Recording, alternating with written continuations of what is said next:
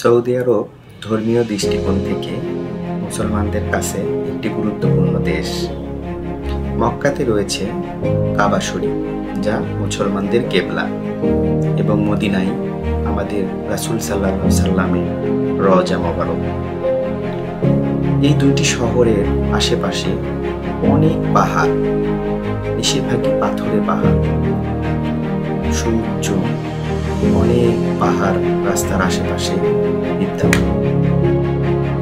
কিছু কিছু জায়গায় পাহাড়ের ভিতর দিয়ে টানেল রয়েছে। টানেলগুলো অনেক সুন্দর। পৃথিবীতে অসংখ্য দেশ রয়েছে সৌন্দর্য উপভোগ করার জন্য।